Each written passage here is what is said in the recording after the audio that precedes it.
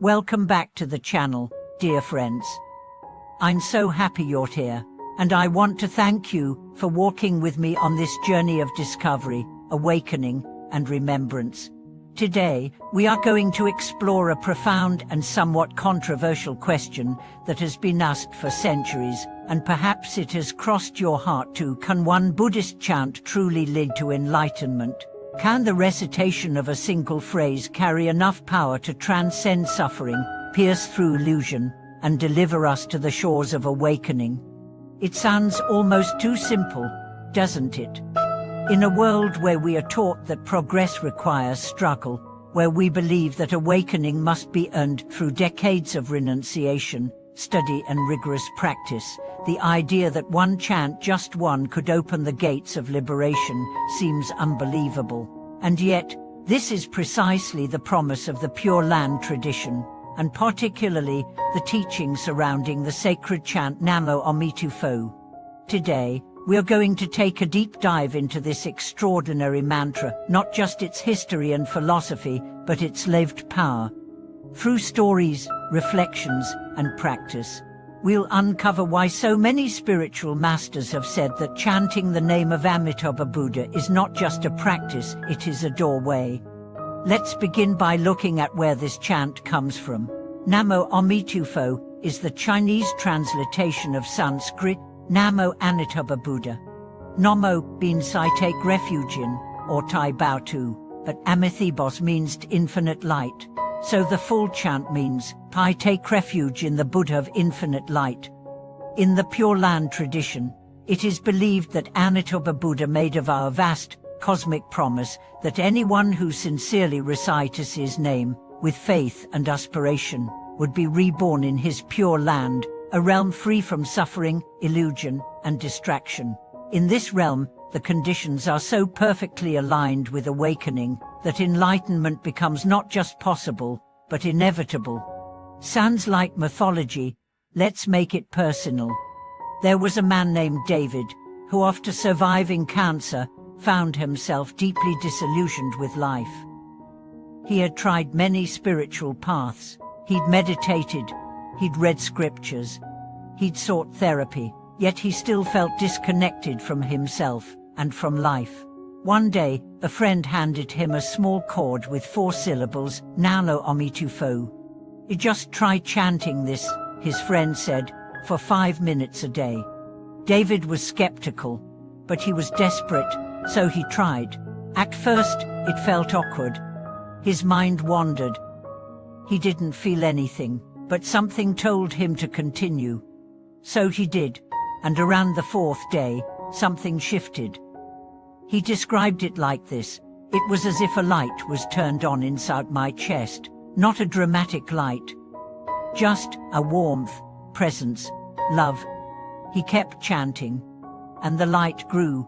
Slowly, the fear in his heart softened, the grief began to release. He felt accompanied, supported, guided. Years later, he shared that while life was still imperfect, his inner world had completely changed. He no longer felt alone, he felt carried, and he attributed that transformation to the daily practice of this one chant. But how can this be? How can one phrase do so much? Because chanting is not about the sound. It's about the surrender. It's about the resonance. When you chant the name of Amitabha Buddha, you are tuning your frequency to the highest light. You are calling upon the vow of a being who has vowed to never abandon you. You are aligning your heart with infinite compassion. The power of Namo Amitufo is not in its logic. It's in its vibration. It bypasses the intellect. It goes straight to the heart. And in a world where we are constantly thinking, analyzing, planning, the simplicity of chanting becomes radical. Let's be clear, this is not about blind faith. This is about experiential truth. Try it. Chant it with sincerity. Open your heart, even if just a little. Let the sound move through your body. Let it wash through your fear, through your sorrow, through your doubt, and see what happens. A master once said, even if you only have time to say one chant, If you say it with full faith, that one chant is enough. This is not poetry. It is law, spiritual law, the law of resonance, the law of intention. And now, let's go deeper. Why do so many find it difficult to believe that such a simple practice could lead to enlightenment? Because we are conditioned to believe that value comes from complexity, that truth must be hidden, that grace must be earned. But the greatest truths are always the simplest. Love is simple, breath is simple, light is simple. The mind complicates, the heart knows. We also struggle because we fear surrender. To chant with devotion means to let go of control, to admit we don't have all the answers, to lean into something greater than ourselves. But this is not weakness, it is strength. The greatest masters have all been the most surrendered. And here's another truth: even if you don't believe in Amitabha Buddha, the chant still works.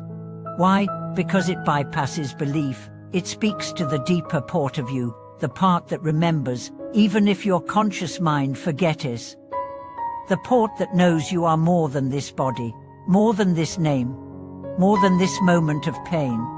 In the depths of despair, many people have said this chant and felt peace, not because it solved their problems, but because it reconnected them to their source. There's a beautiful story of an elderly woman who was illiterate, lived in poverty, and had never studied Buddhism.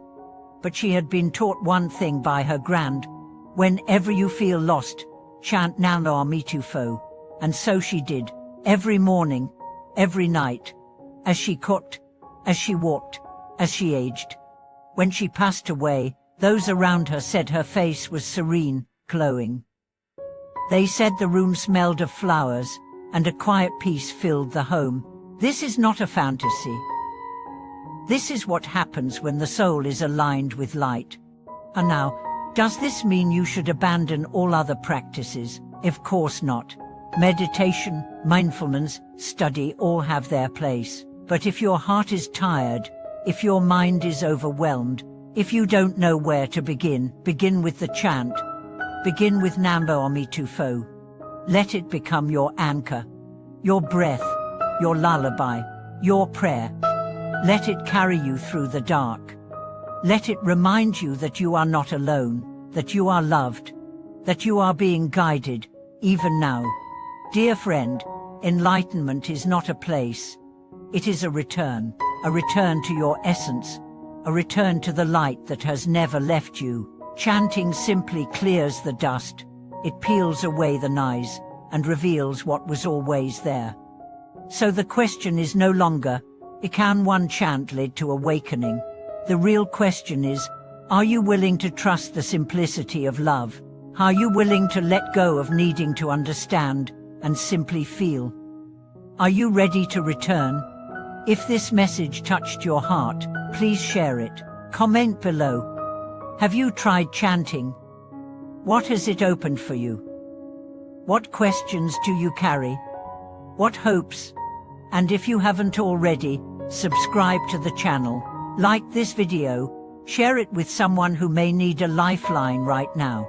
Let's build a community of devotion, simplicity, and light. Thank you for watching this video. See you in the next one.